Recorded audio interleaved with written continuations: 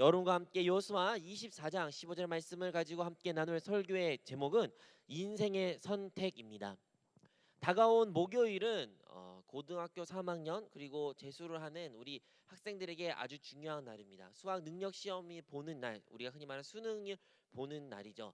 왜 수능 보는 날이 매우 중요한 날일까요? 왜 우리 일생 가운데 이미 한번 시험을 치어보신 분들도 있으시겠지만 그날이 왜 이렇게 중요하게 여겨질까요?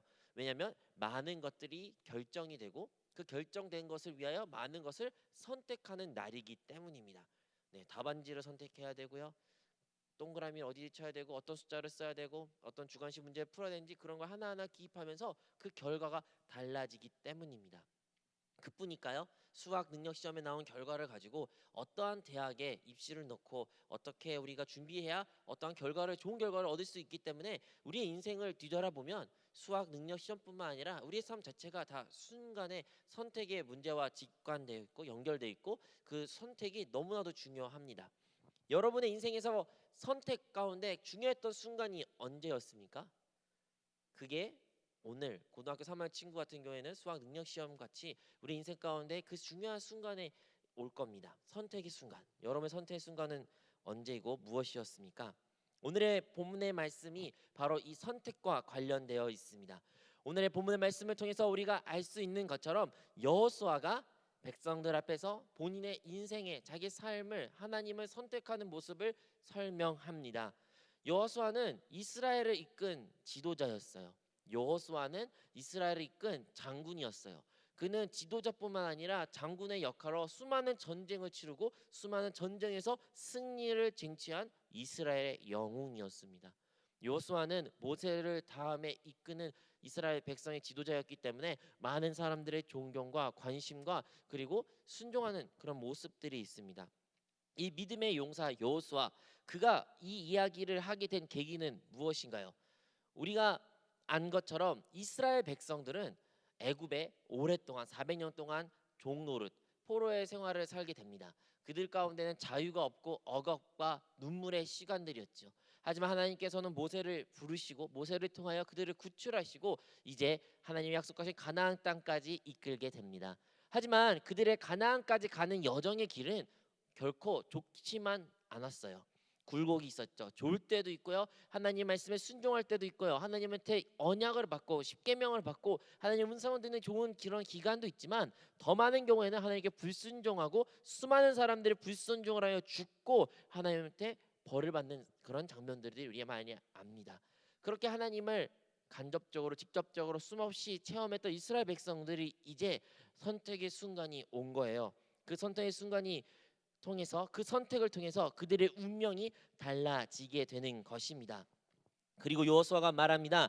나 그리고 내 가족은 살아계신 하나님을 선택할 것이다. 이것이 바로 여호수아의 고백입니다. 너희들은 우상, 다른 이방인들이 섬기는 그 우상을 섬길지 아니면 살아계신 하나님을 살아계신 하나님을 선택할지는 너희의 선택에 달려 있다. 하지만 나만큼은 내 가족만큼은 살아계신 하나님을 선택할 것이다라고 여호수아가 말합니다. 여러분도 오늘 결정하셔야 돼요. 여러분 오늘의 삶 가운데 인생 가운데 누구를 섬길지 결정하셔야 됩니다. 우리의 마음은요, 한 사람 한 분으로 섬기는 마음에 족해요. 우리는 우리 마음 가운데 두 주인을, 두 사람을, 두 하나님을, 두 신을 섬길 수 없는 존재입니다. 여러분 안에는 지금 누가 계시며 누구를 여러분은 섬기고 계십니까? 여러분의 마음을 차지하는 그분은, 그것들은, 우상들은 무엇입니까? 하나님은 분명히 나 외 다른 신들을 섬기지 말라 했습니다. 네, 우리는 신앙생활하면서 교회 나오지요. 예배를 드리죠. 하지만 우리가 하나님과 함께 섬기고 하나님과 함께 살아가는 그 모든 것들은 하나님께 올바르지 못한 것입니다. 그것들은 하나님은 질투의 하나님이며 그것들을 인하여 하나님께서는 우리 삶 가운데 어려움으로 다가오고 나타날 때가 있습니다. 어떤 사람들은 연예인들을 존경할 수도 있고 스포츠 선수를 존경할 수도 있고 어떤 철학자나 아니 어떤 교수님을 아니 어떤 사람을 나의 주의 연인을 사랑할 수도 있고 존경할 수 있고 그 사람을 따를 수도 있어요. 하지만요, 그 사람들이 하나님보다 커지고 하나님보다 더 많은 생각을 차지하며 하나님을 위하여 보낸 시간보다 더 많이 빼앗길 때 그것들은 우상들이 되는 것입니다. 하지만 오늘 요호수아만큼은 그는 살아계신 하나님을 섬기겠다고 그는 고백합니다. 여러분이 그런 고백을 마지막으로 드린 적이 언제십니까? 여러분 마지막으로 나는 살아계신 하나님을 섬길 것입니다. 다른 사람이 누가 무엇을 말하든 간에 상관없이 나는 살아계신 하나님을 섬길 거고 그분은 예배할 것이며 교회를 신앙생활을 지킬 것입니다. 이런 고백을 마지막으로 언제 들으셨는지요? 우리는 살아계신 예수 그리스도가 죽음에서 부활하셨다고 말했습니다. 네, 주님은 부활하셨습니다. 그 부활하신 주님을 여러분들은 그분을 어떻게 섬기고 계십니까? 성경에서는 그 수많은 선택의 이야기들이 나옵니다. 첫 번째, 아담이 하나님께서 사람에게 모든 것을 창조하신 이후 아담을 창조하셔 사람을 창조해서 그들에게 선택을 허락하셨어요. 하나님께서는 이제 그 아담에게 생명나무를 영생을 취할 수 있는 기회를 주신 동시에 그에게 선악에 알게 하는 나무의 열매를 먹을 수 있는 기회도 주었습니다. 하나님과 영원히 함께하고 하나님과 그 평화를 누리며 기쁨을 누릴 수 있는 선택과 선악을 알게 하는 지식을 가짐으로써 하나님과 같이 되어 무엇이 선이고 무엇인지 악이고 판단할 수 있는 하나님과 동떨어지고 혼자 독립적인 존재로 살아갈 수 있는 그 선택을 하나님께서는 주어진 것입니다.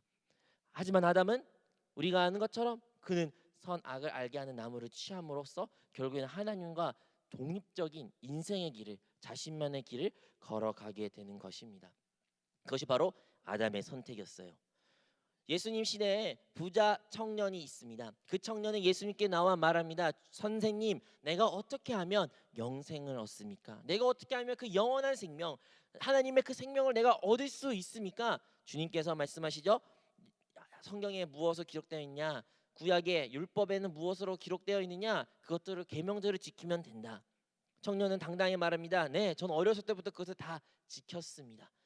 그러면 주님이 말씀하십니다. 그래, 네 말이 맞다. 하지만 네가 지키지 않은 단 한 가지가 있는데 그것은 네가 가지고 있는 재물을 다 팔고 가난한 사람에게 나누어 주고 나를 따르라.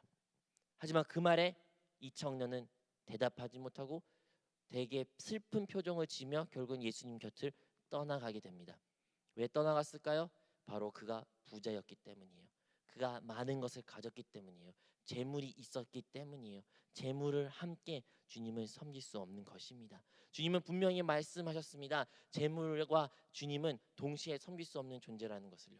그래서 우리는 기억해야 될 것은 그 청년의 선택은 재물을 선택했어요.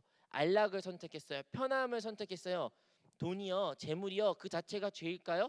아니요. 돈이 많은 것이, 재물이 많은 것이 우리에게 편안함을 가져오고 우리에게 안락을 가져오며 쉼을 가져온 것은 사실입니다. 하지만 그것들로 인하여 하나님부터 멀어지게 하고 주님을 따르는 것을 방해하는 것은 다른 우상이 되는 것입니다. 우리는 기억해야 됩니다. 주님이 말씀하십니다. 나를 따르라. 나를 따르라. 나를 따르라. 나를 선택하라 하는 그 질문에 우리의 대답은 무엇이었을까요? 자, 그렇다면 우리가 우리 인생 가운데 무엇을 선택해야 되는지 한번 여러분과 나누기를 원합니다. 첫 번째, 우리가 선택해야 된 것은 죽음과 삶입니다. 우리는 아담의 죄로 말미암아 그 아담의 후손으로 인하여 우리에게는 영벌이라는 하나님한테 원수가 되는 그 관계의 문제를 가지고 있습니다. 우리 모두는 죄에서부터 자유로울 수가 없습니다. 단 한 사람도 선한 사람이 없습니다. 그러하기 때문에 우리는 영벌을 받을 수밖에 없어요. 하나님과 원수밖에 될 수밖에 없는 삶을 살아갈 밖에 없습니다. 하지만 우리에게 복음이 있는 것은 바로 하나님의 아들이신 예수 그리스도로 말미암아 우리에게 생명의 길을 열어 주셨다는 것입니다. 하나님이 아들 예수 그리스도 이 땅에 오실 때 그 스스로 그 자신을 말할 때 나는 바로 길이라고 말씀하셨어요. 어떤 길인가요? 그 길이라고 말씀하셨습니다. 유일한 길, 나를 통하지 않고서는 하나님 아버지께 나아갈 수 없다. 내가 바로 그 유일한 길이라고 주님은 말씀하시고 내가 바로 그 유일한 생명이라고 우리 주님은 말씀하셨습니다. 여러분, 우리의 영벌의 문제, 우리의 죄의 문제를 해결받기 위해서는 그 유일한 길이신, 유일한 생명이신, 유일한 진리 되신 예수 그리스도를 통해서만이 우리는 생명을 얻을 수 있게 되는 것입니다. 아멘. 우리의 양심은 예수 그리스도 영접하기 전에는 죽었어요. 우리의 양심은 기능이 많이 저하됐어요. 그렇기 때문에 예수 그리스도 믿기 전에 우리의 과거의 모습을 보세요. 거짓말하는 거, 다른 사람이 피해만 주지 않는다면 그것은 나쁘지 않다고 생각할 때도 있었습니다. 어떠한 다른 사람의 피해를 주는 것처럼 다 그렇게 하는 건데 왜 나는 그렇게 하면 안 될까라는 생각도 할 때도 있죠. 하지만 예수 그리스도를 영접한 이후 여러분의 양심은 편하십니까? 여러분의 양심 하나님 때 거짓말하고 하나님 때 범죄할 때 여러분의 양심은 편하십니까? 우리가 예수 그리스도를 구주로 고백하고 그분을 영접할 때 우리의 죽었던 양심이 우리의 무감각해진 양심이 다시 기능이 회복되는 것입니다. 또한 우리의 양심이 그래 죽었더니 살아난 것뿐만 아니라 많은 사람들은 이 죽었던 양심으로 말미암아 하나님을 더 깨닫고 하나님을 더 섬길 수 있는 사람이 된 것이죠. 하지만 세상 사람들은 아직도 그것을 인정하고 싶지 않아요. 아직도 많은 사람들은 말합니다. 아니 굳이 예수님을 통해서 구원을 받나요? 그냥 선한 일을 많이 하면 구원받을 수 있는 것 아닌가요? 선한 일을 많이 하면 그냥 하나님한테 칭찬받을 수 있는 것 아닌가요? 그러한 의지로 선한 의지를 가진 사람이 다 천국 가는 것 아닌가요? 사람들은 흔히 말합니다. 아무리 우리가 선한 의지를 가지고 선한 것을 행한다 할지라도 우리는 그것이 선한지 악인지 알 수 없습니다. 네, 우리 눈에는 그것이 선으로 보일 수 있고 악으로 보일 수도 있죠. 하지만 선, 악의 기준은 오직 우리 예수 그리스도이시고 하나님뿐만이 그것을 결정하신 것입니다. 예수 그리스도를 통하지 않고서는 그 모든 것이 우리 눈에 선해 보일지라도 하나님 눈에는 악으로 비춰질 뿐인 것입니다. 여러분, 우리가 진실하게 살면 다른 사람의 사랑으로 살면 하나님이 우리 인정해 주시고 우리를 구원해 주시지 않을까요? 라고 세상 사람들은 생각할 수 있어요. 그래, 굳이 교회 다니지 마. 굳이 하나님 안 믿어도 착하게 살고 사랑으로 다른 사람들을 섬기면 그것으로 족하지 않아? 그런 사람들을 하나님이 천국 보내는 거 아니야? 라고 사람들 흔히 말합니다. 여러분, 사랑으로 한다고 해서 진실한 마음을 담아 다른 사람을 대한다고 해서 그 결과가 좁나요? 한 뉴스를 통해서 깨닫는 것이 무엇을 봤냐면 한 어머니가 어린아이가 자녀가 이제 뱀에 물려가지고 독사를 물려가지고 빨리 응급처치를 해야 돼요. 근데 응급처치를 해야 되는데 119를 부르고 119를 기다리면 되는데 그 어머니께서 급해가지고 자기가 알고 있는 민간요법을 사용했습니다. 다름 아니라 바로 알코올 성분이 있는 소주를 가져가지고 그 상처 부위에다가 독사가 물린 자국에 부었대요. 그렇게 하면 빨리 그 독이 씻겨지고 깨끗해지고 아이가 건강해질 거라고 그 사랑의 마음을 담아 그것을 부었다고 합니다. 하지만요, 그것은 잘못된 방법이고 잘못된 민간요법으로 알려져 있습니다. 거꾸로 그로 인하여 그 독이 더 잘 퍼지게 되고 조직이 일어나요 그 아이가 더 사망에 이른다는 그 뉴스를 접하게 됐어요. 여러분, 어머니가 사랑하지 않아서 그 아픈 곳에 소주를 부었을까요? 아니요, 그 누구보다 사랑했습니다. 그 누구보다 진실하게 이 아이가 낫기를 바랬어요. 하지만 결과는 어떠합니까? 우리가 아무리 진실한다고 해서 아무리 우리가 사랑을 담는다고 해서 그것이 사람을 살리는 것은 아닙니다. 여러분, 우리는 그렇게 태초의 존재부터 그릇된 존재이기에 우리에서부터 선한 것이 결코 나올 수 없음을 기억해야 됩니다. 그리하여 주님께서는 십자가에 죽으시고 그것에서 죽음과 부활을 통하여 우리에게 깨닫게 하신 것은 그 십자가와 그의 죽음과 그의 부활이 그분의 죽음으로 그분의 십자가로 끝난 것이 아니라 나의 죽음과 나의 십자가로 깨닫게 하여 우리가 죽고 이제는 내가 사는 것이 아니라 그리스도께 사는 그 놀라운 진리를 우리에게 보여주신 줄로 믿습니다. 우리는 예수님께 나아가야 됩니다. 예수님이 나아가는 것은 그 좁은 길을 걸어가야 된다는 것입니다. 하나님께 복종하는 삶을 선택해야 되며 하나님을 선택하는 자들이 돼야 되는 것입니다. 우리가 다른 곳에 희락과 기쁨의 선택을 하면 잠시 그것이 우리에게 만족을 줄지 모르나 우리에게는 파괴와 슬픔과 눈물과 후회만이 가져오기에 우리는 그 좁은 길일지라도 주님을 선택하는 하나님을 선택하는 주님의 자녀들이 되기를 바랍니다. 또한 우리 삶 가운데 무엇을 선택해야 되면 주인을 선택해야 돼요. 우리가 어떠한 주인을 섬길지에 대한 선택을 오늘 여러분 하셔야 됩니다. 여러분은 어떠한 주인을 지금 섬기고 계십니까? 이 땅 가운데 이 세상 가운데 큰 주인이 두 개의 흐름이 있어요.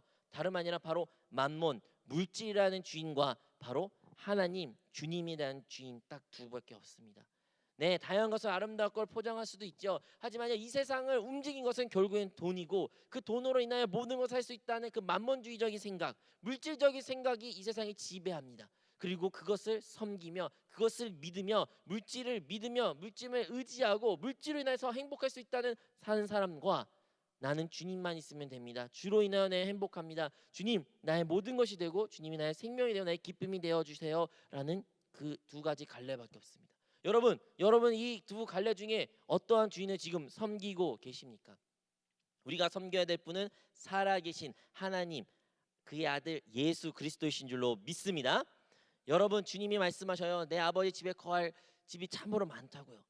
그 집이 많은데 하늘에 하나님과 함께 거할 수 있는 집이 참으로 많이 있는데, 그 집에 거할 수 있는 유일한 방법은 오직 예수 그리스도를 섬기고 주님을 선택할 때만이 그 하나님의 집에, 천국에 우리에게 들어갈 수 있는 것입니다. 여러분, 우리가 만약 만몬주의를, 물질을, 돈을 숭배하고 믿고 의지하고 그것을 사랑했던 모습이 있다면 그 주인은, 우리는 동시에 예수님을 섬길 수가 없다는 것을 기억하십시오. 우리는 돈을 좋게 생각합니다. 아니, 돈을 사랑할 수도 있죠. 하지만 돈을 사랑하는 즉시 결코 주님을 사랑할 수가 없습니다. 주님은 결코 그 두 주인을 섬길 수 없다는 말씀하신 것을 우리는 우리의 삶 가운데 항상 뼈저리게 기억해야 되며, 그 선택의 기로 있을 때 생명의 선택을 여러분이 하시기를 바랍니다. 오직 예수 그리스도를 통해서 우리는 아버지께 나아갈 수 있게 오늘도 주 예수 그리스도를 선택하는 우리 모든 성도님이 되시기를 바랍니다. 오늘의 본문의 말씀을 다시 보기를 원합니다.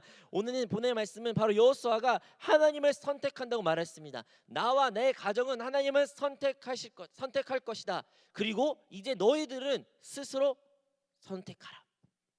이것이 중요해요. 여러분, 여러분의 선택은 그 누가 대신할 수가 없어요. 여러분의 부모가 여러분의 그 선택을 도와줄 수도 없습니다. 여러분이 아는 친구가, 남자친구, 여자친구, 여러분의 친구들이 여러분의 선택을, 지금 오늘 해야 될 그 선택을 대신할 수가 없어요. 여러분이 배웠던 학교 선생님들, 여러분이 알고 있던 그 지식들, 그 무엇이 되었든 간에 이 선택은 여러분이 스스로 하는 것입니다. 그리고 그 스스로 선택하는 대가는 여러분이 치른 것입니다. 여러분, 어떠한 선택을 결심하셨습니까? 어떠한 선택을 하실 것입니까? 그리고 어떠한 선택을 하셨습니까?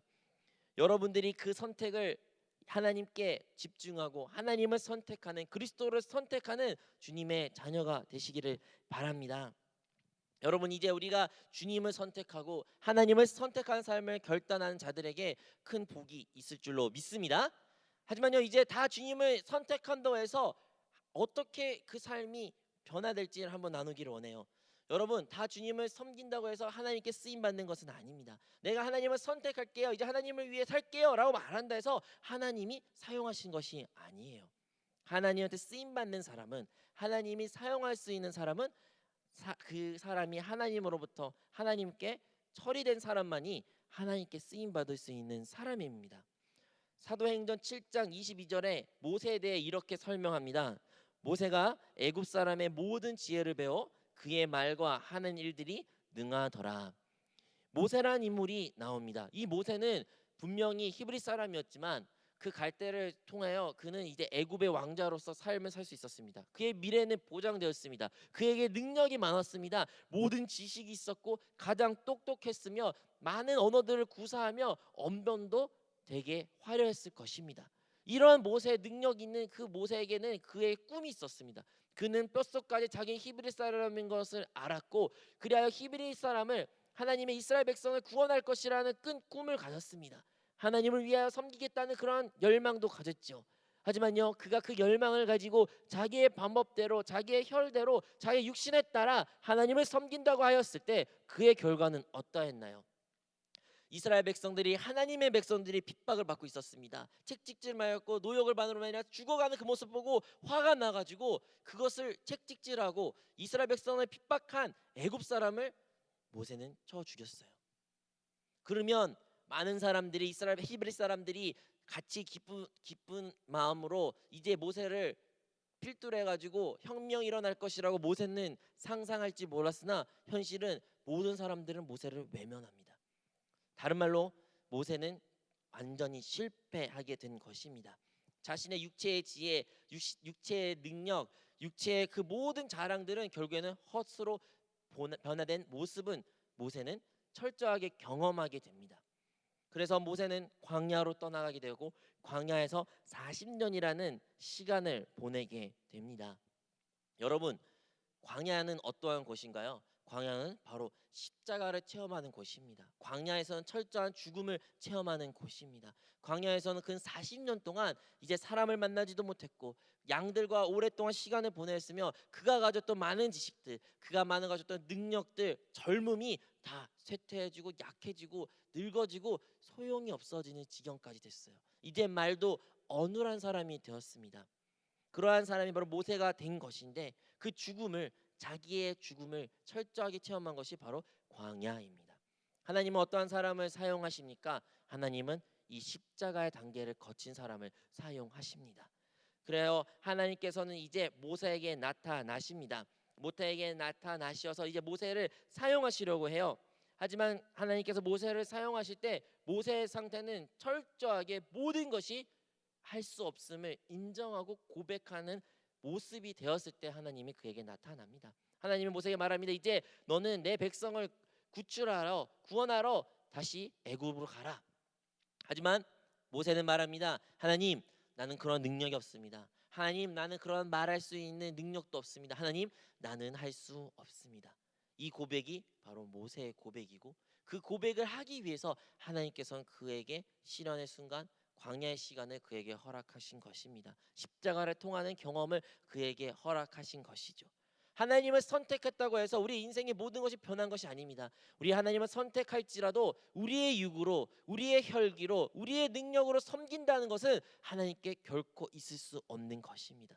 하나님이 찾으신 사람은 바로 십자가를 통한 모든 것이 자기의 육신이 깨지고 육신이 아무것도 아닌 것을 깨닫는 사람을 하나님을 원하십니다. 자신의 무능함을 인정하고 고백한 사람을 우리 하나님께서는 원하십니다. 하지만 그렇다고 해서 하나님은 그렇게 아무것도 할 수 없다는 그 사람을 어떠한 머뭇거림, 이제 아무것도 못해요, 나 이제 포기했어요, 하나님 나 이제 나 쓰지 마세요, 나 부르지 마세요, 이런 사람을 하나님 원하시는 것은 아니에요. 하나님은 자신이 쓸모없다는 것은 알지만 하지만 하나님은 할 수 있다는 그 믿음의 고백하는 자들을 찾으십니다. 나는 할 수 없습니다. 나에게는 그런 말할 능력이 없습니다. 나에게는 그렇게 할 수 있는 능력과 힘과 지혜가 없습니다. 하지만 하나님은 하실 수 있습니다. 주님은 하실 수 있습니다. 주님으로 인하여 내가 의지하고 나아갑니다. 이러한 고백을 원하는 그 청년을, 그 사람을 하나님께서는 찾고 계시는 것입니다. 네, 우리의 연약함을 인정한 것은 매우 좋지요. 하지만 우리의 연약함 때문에 하나님의 강함을 잊어서는 안 됩니다. 우리의 연약함으로 인하여 하나님이 하실 수 있는 방해해서는 안 되는 것입니다. 이제 모세가 이제 자신이 아니라 하나님을 의지하여 나아가겠다는 말한 것 같이 우리 또한 내가 아니라 하나님을 의지하여 주의 일을 내가 행하겠다 말하는 우리 모든 성도들이 되기를 원합니다. 이제 우리는 하나님께 이렇게 하나님을 선택한 자가 되었고 하나님을 선택할 때 내 자아와 나의 혈기와 나의 육으로 하나님을 섬긴 것이 아니라 나는 철저하게 십자가의 과정을 통하여 깨지고 부서짐으로 말미암아 이제 내가 사는 것이 아니라 내 안에 주님이 사시고 주님을 의지하는 사람이 변화된 우리가 오늘 행해야 될 일들은 무엇일까요? 네, 이제 우리가 보입니다. 나아갈 방향도 보이고 주님을 섬겨야겠다고 알겠고 어떠한 모습인지 그려집니다. 네, 너무 많이 들었죠. 맞아요. 내가 사는 것이 아니라 그리스도가 살아야지요. 네, 내 혈기와 내 지혜와 나의 것으로 섬기는 것이 아니라 하나님 주신 지혜로 섬겨야죠. 이제는 우리는 머리로는 알지만 나아갈 방향은 알지만 오늘은 우리는 어떻게 살아야 될까요? 여러분, 오늘 우리가 어떻게 살아야 되는지 그거의 질문에 답을 알기 위해서는 우리의 위치를, 우리의 존재를 알아야 됩니다. 주님은 우리를 누구라고 부르셨습니까? 하나님 아들이라, 하나님의 자녀라고 말하기도 하지만 또한 주님께서 분명히 우리를 양이라고 말합니다. 우리는 양들 같은 존재입니다. 양 어떻게 들리실지 모르겠어요. 저는 개인적으로 양보다는 사자, 호랑이, 뭐 늑대, 강한 곰, 뭐 이런, 너희들은 강한 곰이다, 곰같이 강하여져라, 아니면 호랑이 같은, 사자 같은 자들이다, 이렇게 말하면 참으로 좋겠는데 주님은 우리를 양 같은 존재로 말했어요. 근데 그 양이요 항상 긍정적인 말은 아니에요. 그 양은 양치기가, 흔히 말하는 양을 치는 사람이 목자가 없이는 결코 살 수 없고 스스로 살 수 없는 존재가 양입니다. 양은 우둔합니다. 양은 눈도 잘 보이지 않습니다. 그래야 양은 항상 목자의 음성을 귀 기울이고 목자가 말하는 대로 그는 따라갑니다. 하지만 그렇게 따라갈지라도 많은 경우에는 또 잘못 길로 가가지고 다른 길로 가가지고 홀로 남게 된다면 그러면 철저하게 들짐승 소리 나요 죽게 되는 상황이 놓이게 되는 것이죠. 그게 바로 양이에요. 그리고 주님은 우리를 그 양이라고 말합니다. 그러면 그 양은 하는 일은 무엇인가요? 바로 주님의 음성을 듣는 것이에요. 목자의 음성을 듣는 것이에요. 그리고 그 목자는 바로 우리 구주 예수 그리스도이십니다. 주님은 말씀하십니다. 내가 목자다. 나는 선한 목자다. 주님은 여러 번 자기 자신의 선한 목자로 말씀하시면서 우리를 양으로 지칭하고 우리가 그분의 음성을 들어야 된다고 주님은 말씀하십니다.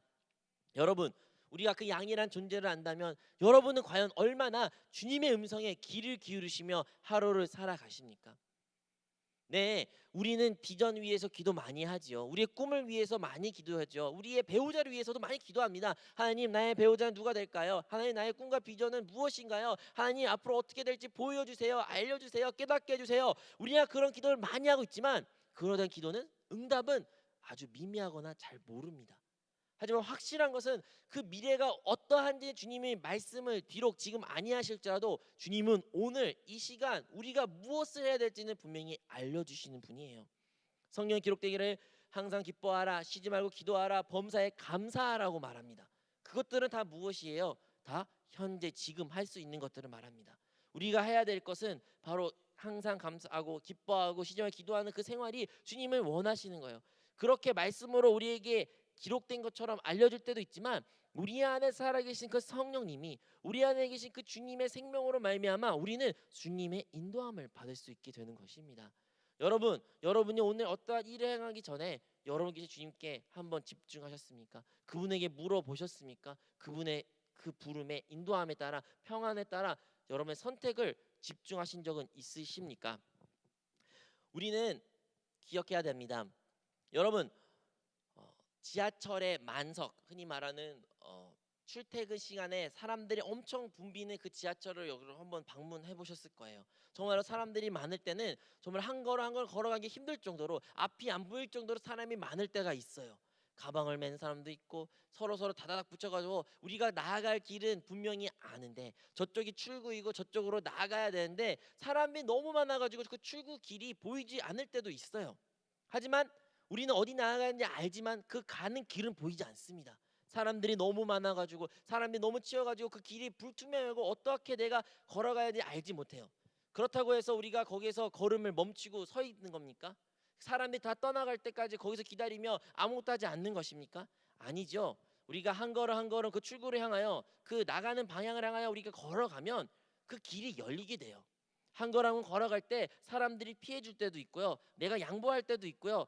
그렇게 해서 길이 만들어집니다. 그리고 그 길을 만들어진 대로 한 걸 한 걸 걸어다 보면 어느덧 출구에 도달한 우리의 모습을 볼 수가 있어요. 신앙생활은 무엇일까요?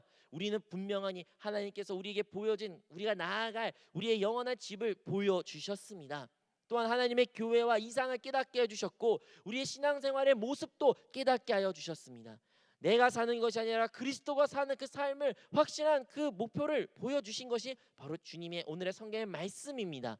하지만 그것을 도달하는 길은 어떻게 되는 방법은 잘 모를지라도 여러분 오늘 만약에 한 걸 한 걸음 주님의 인도하심에 따라 순종하며 걸어갈 때 여러분은 어느덧 그 길에 도달하게 되고 그 종착지에 도착하게 된 모습을 발견하게 되실 것입니다.